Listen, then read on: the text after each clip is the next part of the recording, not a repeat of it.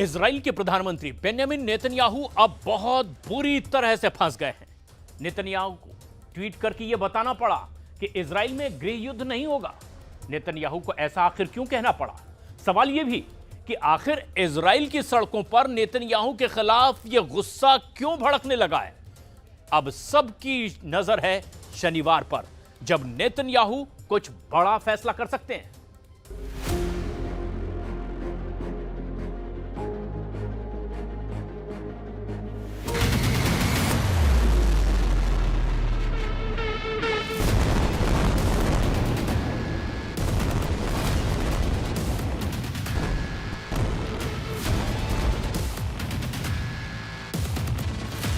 Cease fire Gaza में टूटा है, लेकिन कोहराम यरूशलेम में मचा है। ये पश्चिमी यरूशलेम का इलाका है जिस पर इजराइल का कंट्रोल है, और यहां पर इजराइल के लोगों पर वाटर कैनन चल रही है। ये नेतन्याहू के खिलाफ पब्लिक का गुस्सा है, जो वाटर कैनन की रफ्तार से तेज बरस रहा है। यहाँ लोग बंधकों को छुड़ाने की मांग कर रहे हैं। उनकी झड़प न सिर्फ इजराइल की पुलिस से हो रही है, बल्कि नेतन्याहू के समर्थक भी उनसे लड़ रहे हैं।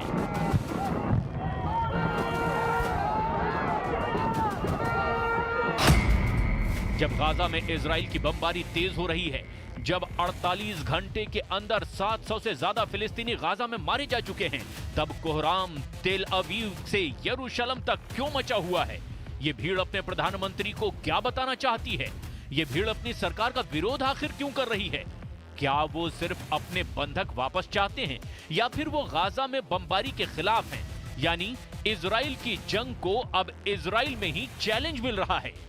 Very worried about the fate of all the hostages, because we know that the military pressure puts a very, very large risk on their lives.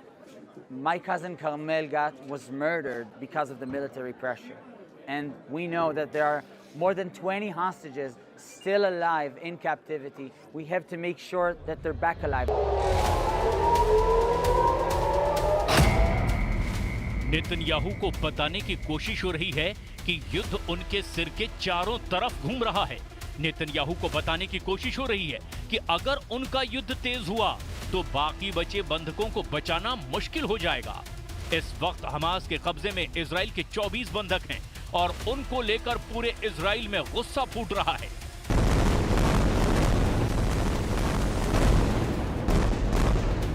क्योंकि नेतन्याहू ने सीज फायर तोड़कर गाजा पर फिर बमबारी शुरू कर दी है।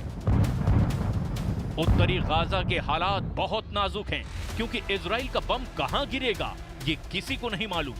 दक्षिणी गाजा में भी इजराइल का ऑपरेशन शुरू हो चुका है। रफा की तरफ फिर से इजराइल की सेना घुसी है। इस तरफ सीज फायर टूटने के बाद इजराइल ने उत्तर और दक्षिण दोनों तरफ से गाजा में हमले शुरू कर दिए हैं।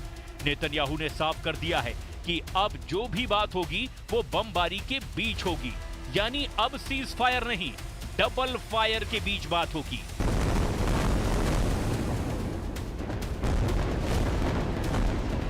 יחד עם שר הביטחון קיבלתי את המלצת צה"ל והמלצת גורמי הביטחון לחזור ללחימה עצימה נגד החמאס. מכאן ואילך ישראל תפעל נגד החמאס בעוצמה הולכת וגוברת. ומכאן ואילך משא ומתן יתנהל רק תחת אש. इजराइल और हमास युद्ध के 550 दिन होने वाले हैं, और इजराइल की बमबारी पर गाजा के स्वास्थ्य मंत्रालय की रिपोर्ट है कि 18 मार्च से अब तक 710 लोगों की मौत हो चुकी है। 900 से ज्यादा लोग इसमें घायल हुए हैं। संयुक्त राष्ट्र की एजेंसी यूनिसेफ का दावा है कि 48 घंटे के ऑपरेशन में ही 200 बच्चों की जान चली गई है। החמאס כבר הרגיש ביממה האחרונה את נחת זרוענו, ואני רוצה להבטיח לכם, אני רוצה להבטיח לו, זו רק ההתחלה. אנחנו נמשיך להילחם כדי להשיג את כל מטרות המלחמה. שחרור כל חטופינו, חיסול החמאס, והבטחה שעזה לא תהווה עוד איום על ישראל.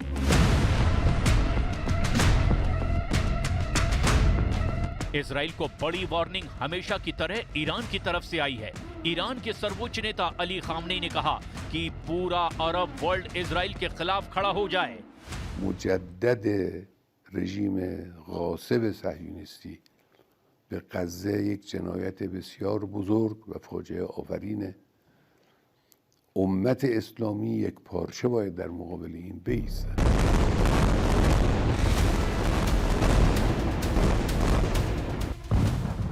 नेतन्याहू के दिमाग में युद्ध चल रहा है, ये बात सब जानते हैं, चाहे वो उनके दुश्मन हो या फिर इजराइल की पब्लिक। लेकिन इस बीच बड़ा सवाल कि नेतन्याहू की पॉलिटिक्स पर क्या चल रहा है, उनके वॉर मैनेजमेंट पर क्या चल रहा है।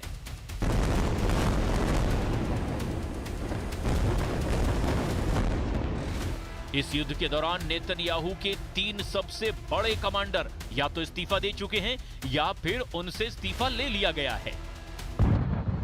इनमें बड़ा नाम है इजराइल के पूर्व रक्षा मंत्री योव गैलेंट का, जो लगातार वॉर रूम में रहकर गाजा के मोर्चों को कंट्रोल कर रहे थे। दूसरा नाम इजराइल के सेना अध्यक्ष रहे हर्जी हलेवी का, जो कि अब पद छोड़ चुके हैं, लेकिन इजराइल के हर ऑपरेशन पर उनकी छाप है। तीसरा और ताजा नाम है शिन बेत के प्रमुख रोनेन बार। मोसाद की तरह आंतरिक इंटेलिजेंस की जिम्मेदारी रोनेन बार पर ही रही है, लेकिन अब उन्हें पद से हटा दिया गया है।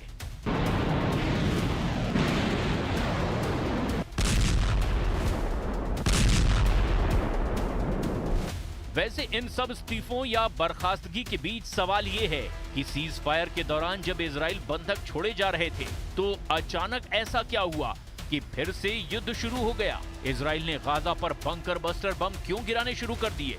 हमास और इजराइल के बीच ऐसा क्या हुआ कि नेतन्याहू को लगा कि अब बटन दबाना ही पड़ेगा। Hamas refused offer after offer to release our hostages.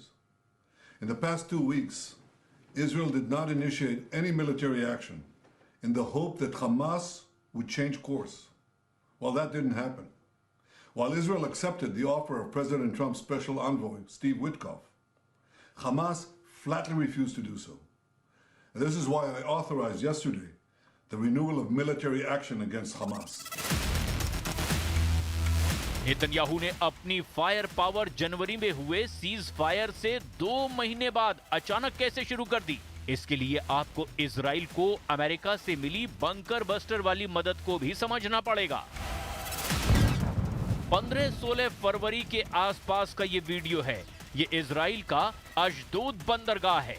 Israel के अशदोद पोर्ट पर गुजर रहे ये ट्रक बहुत ही खतरनाक कंटेनर लेकर गुजरे। इन कंटेनरों में ऐसे बम रखे गए जिन्हें बंकर बस्टर कहा जाता है, जो बम गहराई में बने बंकरों को भी तबाह कर देते हैं। इन ट्रकों को बहुत ही सुरक्षा के साथ निकाला गया। बमों की इस खेप का इजराइल लंबे वक्त से इंतजार कर रहा था। अमेरिका ने 2000 पाउंड के 1800 बम इजराइल भेजे।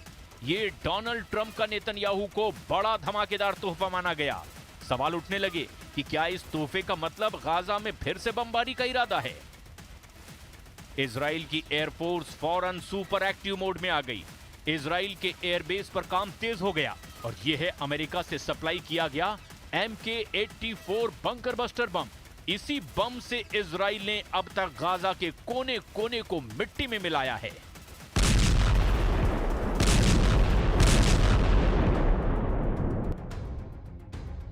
इसी बम से इजराइल की वायुसेना ने बेरूत में उन जगहों पर तबाही मचाई जहां हिजबुल्लाह के अड्डे बताए गए। 2000 पाउंड या फिर 900 किलो के इस बम की ताकत क्या है, आप धमाकों को देखकर ये समझ सकते हैं।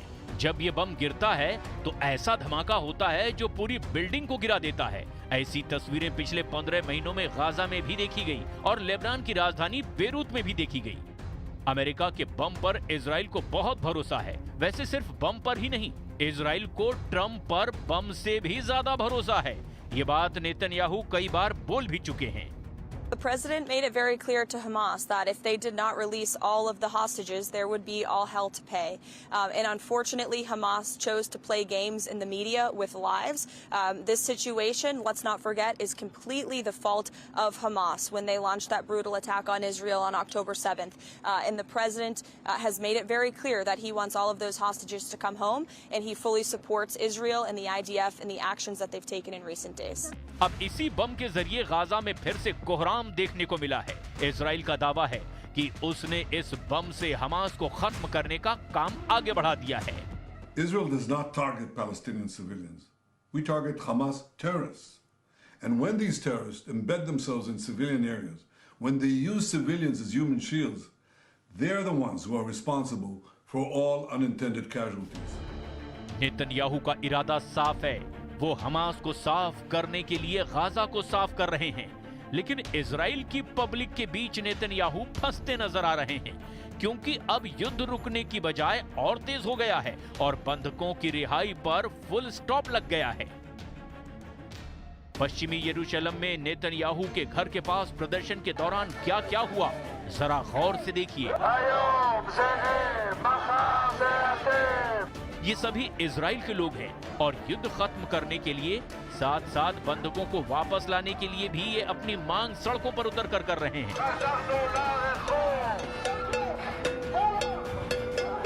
इनका मानना है कि जिन भी बंधक की अभी तक मौत हुई है उसकी वजह नेतन्याहू की बमबारी है, क्योंकि अब तक सीज फायर करके बंधकों को छुड़ाना मुमकिन साबित हुआ, न कि गाजा पर नॉन स्टॉप बमबारी से।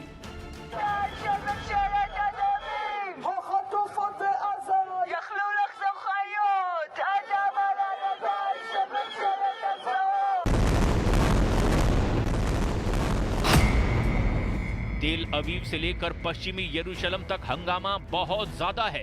नेतन्याहू के लिए इन लोगों को कंट्रोल करना मुश्किल हो गया है।